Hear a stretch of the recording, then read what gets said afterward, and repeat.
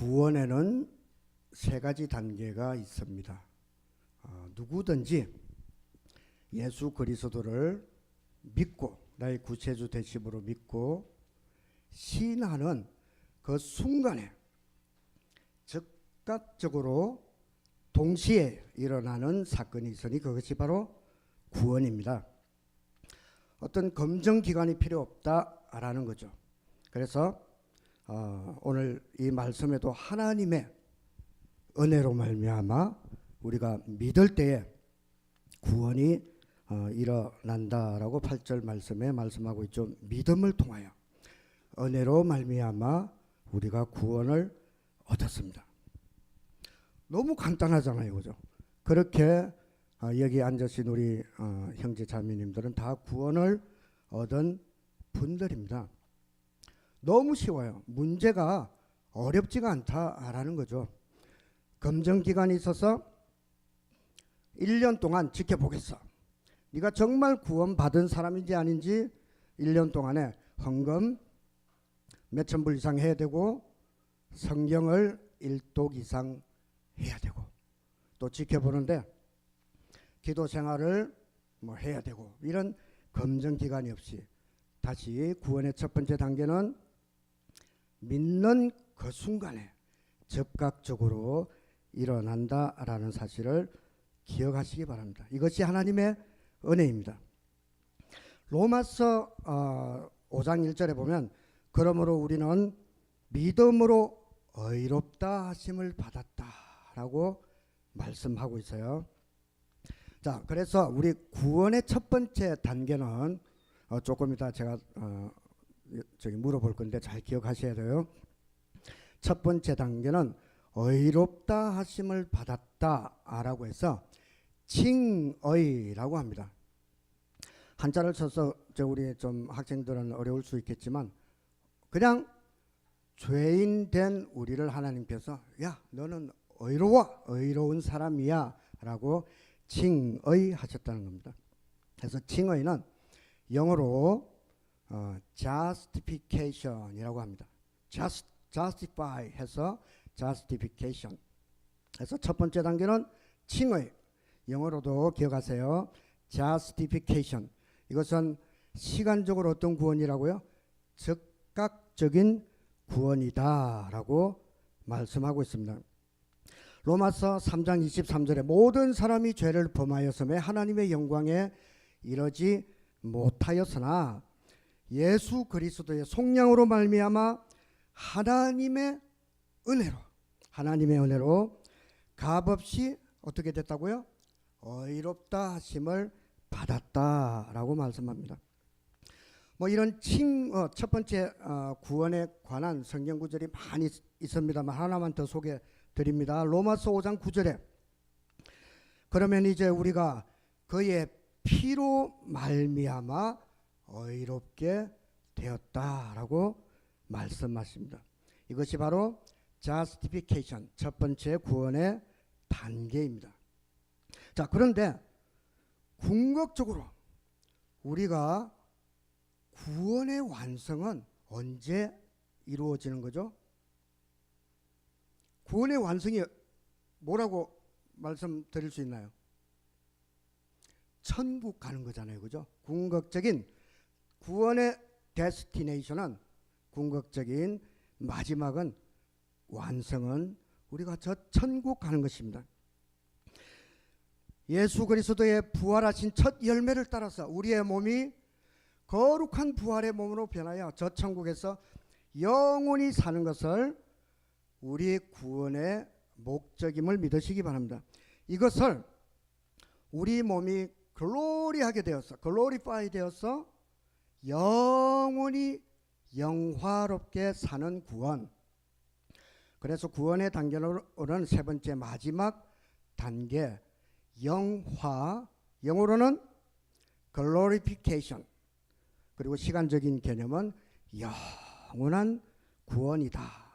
하나가 빠졌죠. 두 번째가 빠졌습니다. 우리는 justification 되었어. 칭의함을 얻어서 구원함을 다 얻었는데 우리의 구원의 완성은 저 요단강을 건너가야 완성이 된다는 거죠. 그렇다면 우리가 삶을 살아가는 지금 이 순간에 성경에서는 많은 부분 또 하나의 구원을 말씀하고 있다는 겁니다. 너의 구원을 이루라 라고 여러 성경에서 말씀하고 있습니다. 그래서 이 두 번째 단계의 구원을 점진적인 구원이다. 또 우리 학생들 좀 어려울 수 있는 한자예요. 바꾸어 말하면 뭐 영어로는 좀 ing, 계속 진행되는 구원이다. 너의 구원을 저 천국의 구원의 완성에 이르기까지 이루어 나가야 한다라고 여러 성경에서 말씀하고 있다라는 겁니다. 그래서 이 두 번째 구원의 단계를 성화라고 합니다. 영어로는 sanctification, 그리고 시간적인 개념은 방금 말씀드렸죠. 점진적인 구원이다. 자, 제가 세 가지 다 말씀드렸어요. 복습합니다. 첫 번째 9개를 연달아 얘기하는 거예요. 이거하고 영어하고 시간적인 개념. 그 다음 두 번째 시작. justification, 적각적인 구원. 두 번째 성화, sanctification, 점진적인 구원. 이렇게 자신이 없단 말이에요. 세 번째 영화, glorification, 영원한 구원. 할렐루야. 잘 맞췄습니다. 나중에 한 번 더 여쭤보겠습니다. 자, 오늘 본문 말씀 10절에 보면 같이 한번 읽어볼까요? 시작. 우리는 하나님의 작품입니다. 선한 일을 하게 하시려고 하나님께서 그리스도 예수 안에서 우리를 만드셨습니다. 하나님께서 이렇게 미리 준비하신 것은 우리가 선한 일을 하며 살아가게 하는 것입니다 라고 말했습니다.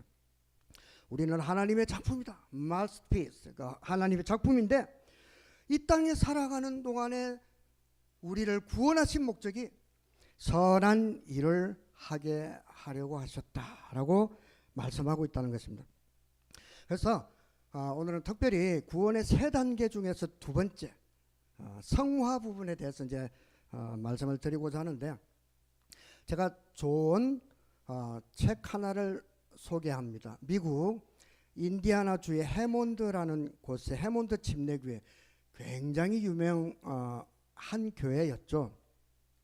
지금은 미국의 대형 교회 하면 어떤 교회들이 있나요? 뭐 세들백 교회도 있고 또 하나 더 있는데 대형 교회, 대형 교회 관심 없어도 됩니다. 어쨌든 60년대 그 당시에 굉장히 많은 전도를 해서 이 교회가 한 2만 명 정도 모이는 그런 교회였습니다. 전도에 목숨 거는 목사님이셨어요. 잭 하일스 목사님인데, 이분이 또 성화에 대한 그런 말씀을, 주옥 같은 말씀을 굉장히 많이 하셨던 분입니다. 그걸로 모자라 책을 쓰셨죠.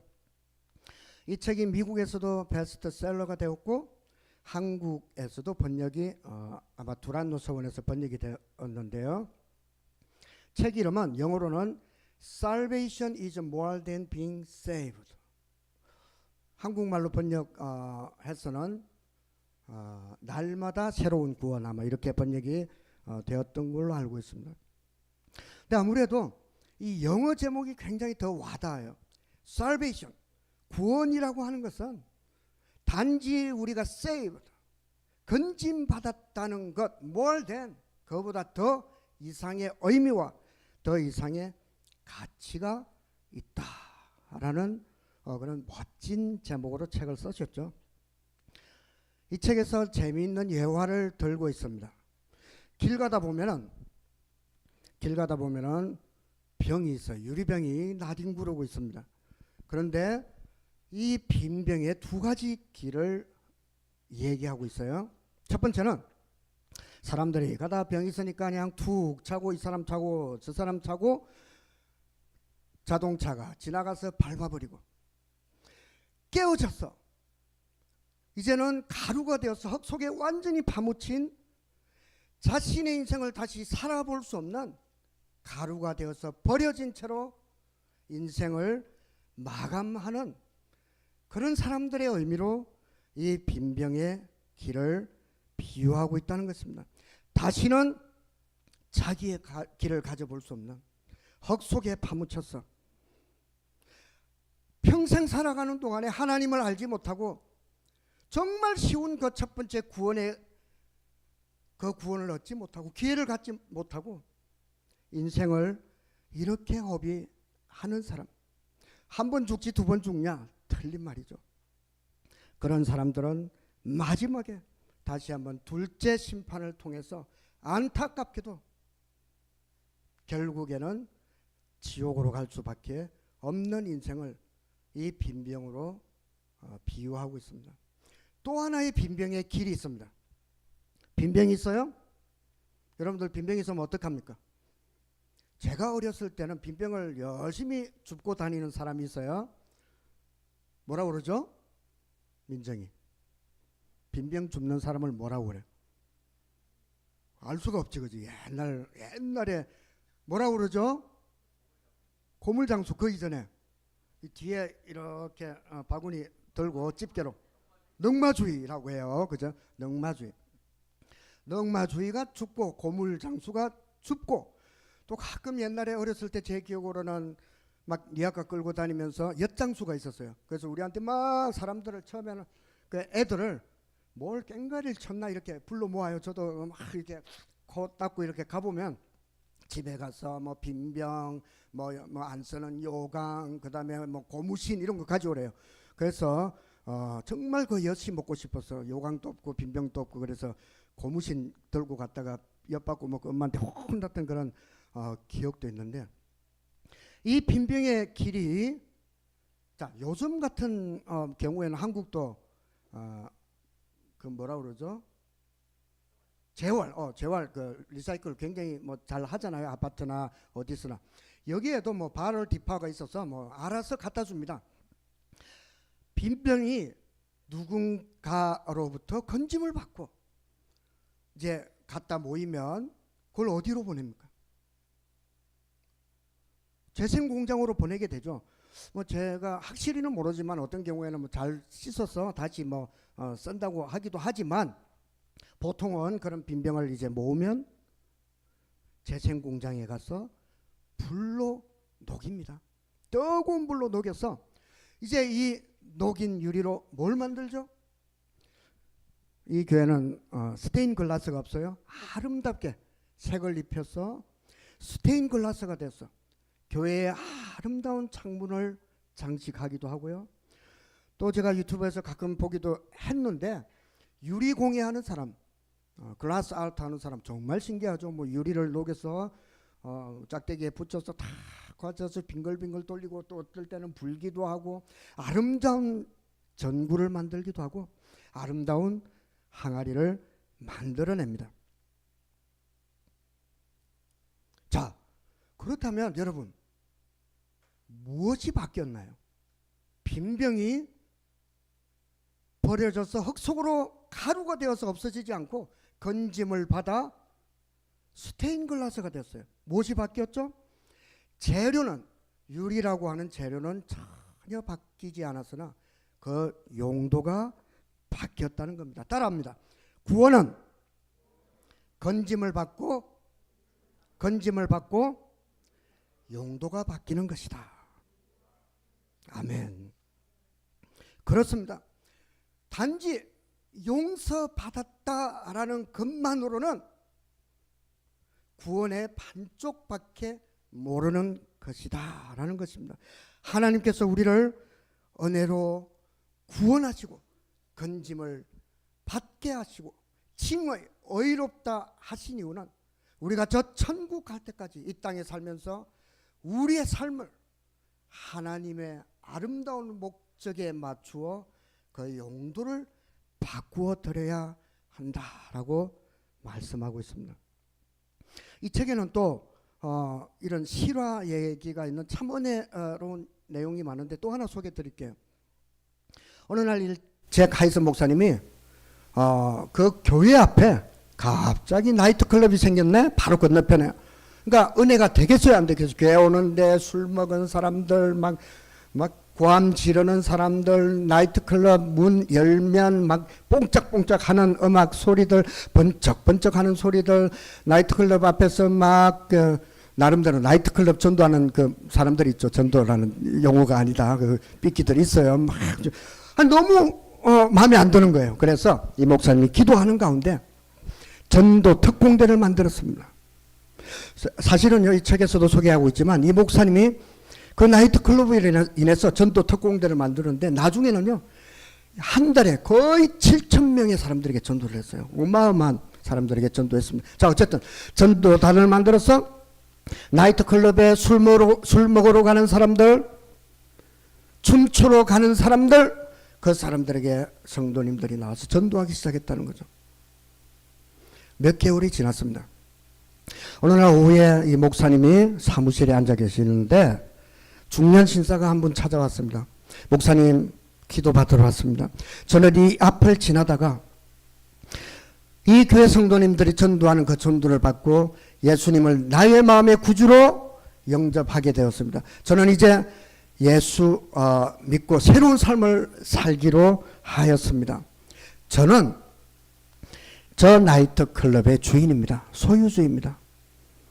이제 제가 새 삶을 살아야 하겠는데 저 나이트클럽을 팔고 이 지역을 떠나서 새로운 곳에서 남은 인생 신앙생활을 하고 싶습니다. 목사님이 얼마나 기뻤겠어요. 그래서 이 사람을 위해서 열심히 기도를 해주시고 그리고는 기도하는 가운데 이 목사님이 제 가일스 목사님이 감독이 왔어요. 뭐 교회 회의도 거치지 않고 그 사람에게 그랬습니다. 그 건물을 딴 데 팔지 마십시오. 부동산에 내놓지 마십시오. 교회가 사겠습니다 라고 얘기했습니다. 그리고 주일날 이 얘기들을 전 교인들이 모인 데서 얘기를 하고 교인들도 너무 만장일치로 기뻐하고 회의에서도 그 건물을 사기로 결정하였다는 거죠. 자, 여기서 중요한 것이 있습니다. 이 나이트클럽 건물이 교회의 것이 되는 순간이 있습니다. 언제 되는 거죠? 오늘 우리 뭐 리얼터 하시는 두 분이 아무도 안 오셨네. 자, 처음에 뭐 계약금 주면 교회 거 되나요? 또 뭐 잔금을 이렇게 뭐 몇 달씩 줬어요? 잔금을 주면 교회 게 됩니까? 교회 게 되는 건가요? 언제 교회 건물이 됩니까? 그렇죠. 마지막 중도금 준다고 되는 게 마지막 잔금을 다 치르고 값을 다 치른 다음에 리얼터의 폐하에 뭔가 쓰죠? 그 뭡니까? 하여튼 부동산 등본을 쓰는 그 순간에 이 나이트클럽 건물이 교회의 것이 된다라는 것입니다. 자, 그래서 그 순간에 교회에 이제 완전히 그 건물을 사서 너무너무 기뻤습니다. 주일이 되었습니다. 이제 많은 그 장로님들과 또 뭐 그 교육관을 쓴다고 하니까 뭐 유서 목사님이랑 이제 뭐 몇 사람이 이제 그 교인들이 구경을 갔겠죠. 나이트 클럽 건물의 문을 쫙 열었어요. 여러분, 뭐 하기 좋게 생겼죠? 나이트 클럽 안 가봐서 몰라? 뭐 하기 좋게 생겼어요? 춤추기 좋게 생겼고 술 마시기 좋게 세팅되어져 있고 천정에는 막 사이키 조명, 형형색색의 조명이 번쩍번쩍 켜지고 있단 말이죠.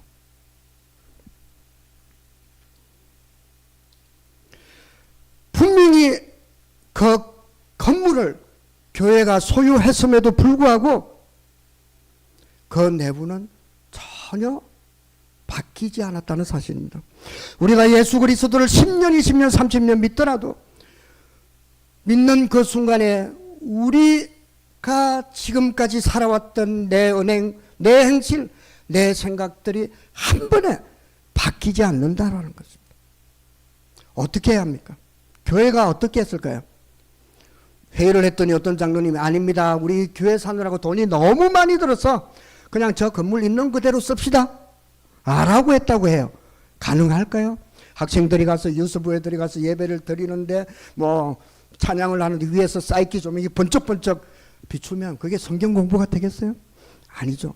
바꾸어야 합니다. 춤추기 좋고 술 마시기 좋게 되어 있는 이 건물을 교회가 어떻게 바꾸었을까요? 성경 공부하기 좋게, 예배 드리기 좋게 바꾸었다는 겁니다.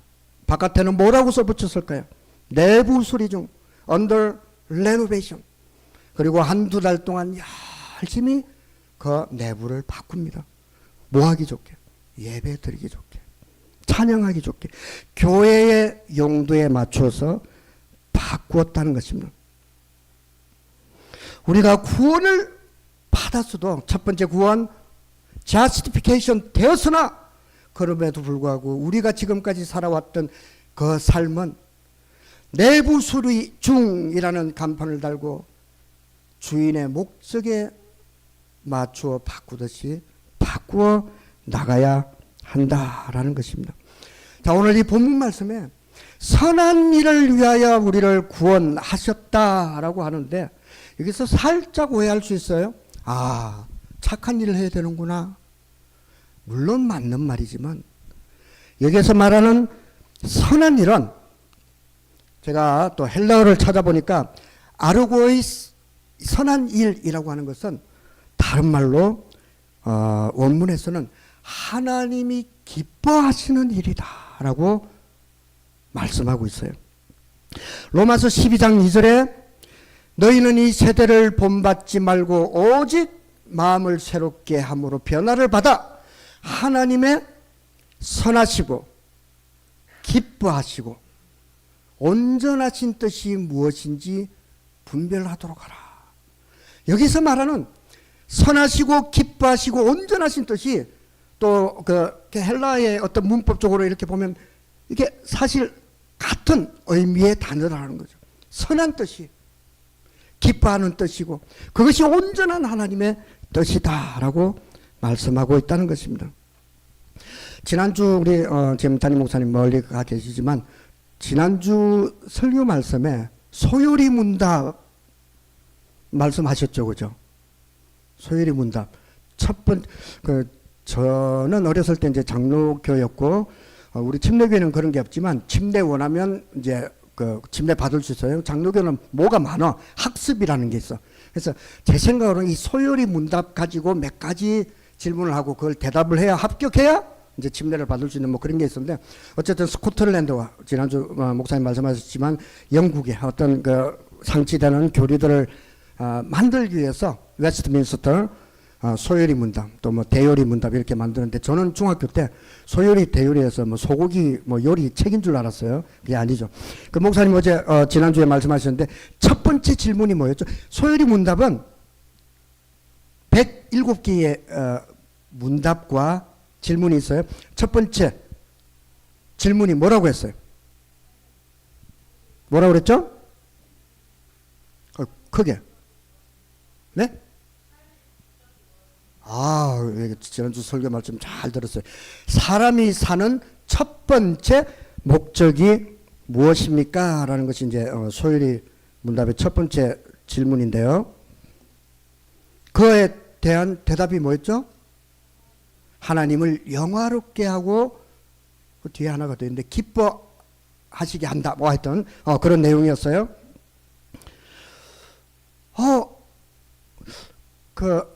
우리 아까 대형교회 말씀을 드렸는데 새들백 교회 릭 워렌 목사님 뭐 대단한 목사님이시죠. 한국에 또 뭐 집회를 한번 오셨던 적이 있었는데 그분이 쓴 책 중에 뭐 안 읽어본 사람이 없을 정도로 교인이면 다 읽어본 책이 있어요. 뭐죠? 목적이 이끄는 삶. 제가 오산 침례교회 한국에 그 부목사로 있었을 때 교인이 한 1,500명 정도 되는 교회였는데 어느 날 담임 목사님이 우리가 목적이 이끄는 삶 그 교재를 가지고 40일을 나눠서 성경 공부하는 그 책이 있어요. 목적이 이끄는 40일 새벽 기도를 한대요. 부목사님들은 막 부사역자들은 막 일단 머리가 아프기 시작해요. 근데 너무너무 그 진행되는 가운데도 저도 은혜를 받았어요. 뭐 몇 명이나 오겠나?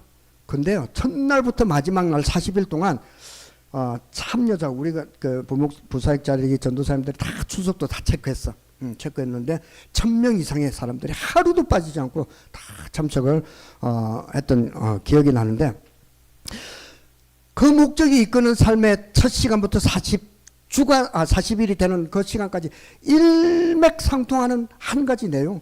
어떤 목적인가? 우리의 삶에 대한 목적. 이 소요리 문답 1장 첫 문단하고 똑같은 내용이었어요. 하나님을 영화롭게 하고, 살짝 이제 내용이 소요리 문답에는 하나님을 기쁘시게 하는 삶이다라고 했는데, 여기는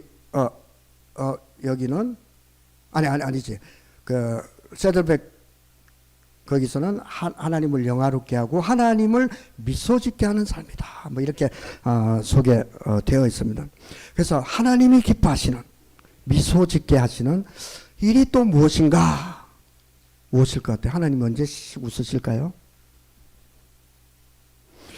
제가 이 말씀을 준비하면서 이게 멀리서 찾을 게 아니구나.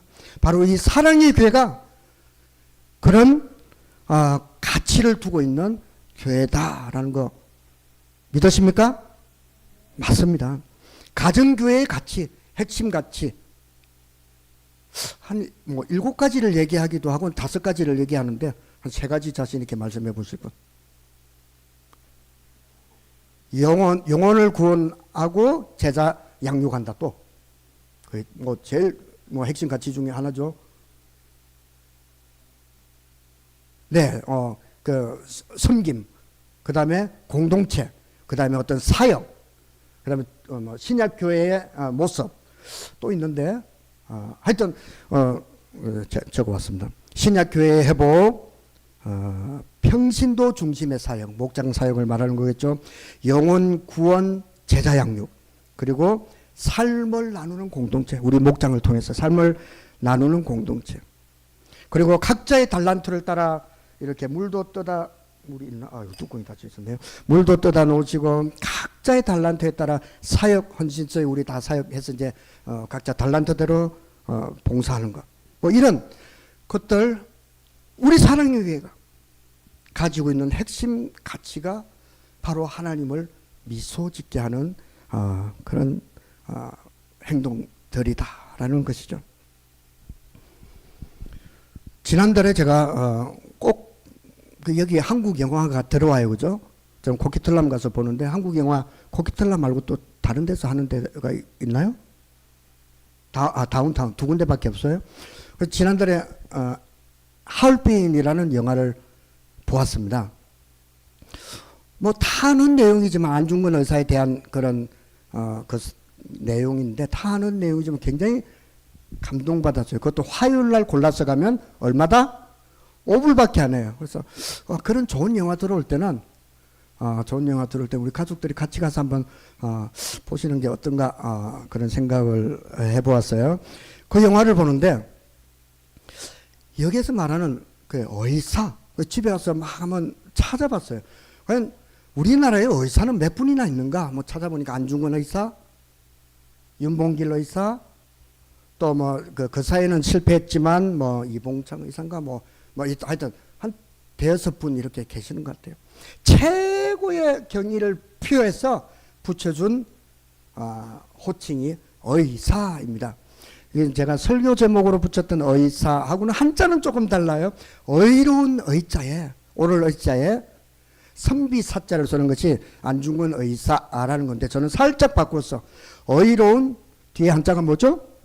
의로운 사역, 의로운 일이라고 살짝은 한번 바꿔봤는데 왜 바꿨는지 좀 이따 설명을 드리고, 어쨌든 이 안중근 그 의사에 대한 그 영화를 보고 감동을 참 받았는데 영화 내용 중에 이런 내용이 나옵니다. 안중근 의사 역할을 맡았던 사람이 잘생긴 현빈이었죠. 마지막 거사를 치르러 가기 전날 사람들이 동지들이 모인 곳에서 전여빈 배우 다른 동지에게 묻습니다. 당신 러시아 말을 잘 하는데 대한독립 만세가 러시아 말로 뭐요? 그랬더니 전여빈이 그럼 왜 묻소? 내가 내일 대한독립 만세를 외치는 그 하얼빈역에 많은 러시아 사람들이 모여 있으니 그 사람들이 알아듣게 하기 위해서 알아야 되지 않겠나? 그래서 가르쳐 주었죠. 그 마지막 날 그걸 외침 보자. 지난 성탄절날 이게 앞에서 갑자기 머리를 이렇게 한번 흔들고 우 했던 우리 정말 감동을 받았는데 민정자매 그리고 호련이 한국을 갔다 왔어요. 하얼빈 봤어 안 봤어? 어디서 봤어? 한국에서 봤어? 그랬구나. 거기에 마지막에 가르쳐준 이 러시아 말 마지막에 그 살을 땅땅땅 치르고 나서 현빈이 외치죠, 그죠? 기억나? 기억이 나야 돼. 까레야 우라 대한독립만세. 자, 그걸 영화 안 본 분들이 많으니까 민정자매가 까레야 우래 한번 외쳐줬으면 좋겠는데 아니야 아직 현빈이 지난번처럼 머리를 이렇게 안 흔들어도 되지만 현빈이 외쳤던 것보다는 조금 더 큰 목소리로 시작. 까레야 우래. 그때 정말 감동이었어요, 그죠? 영화 보신 분들 정말 감동을 받았습니다.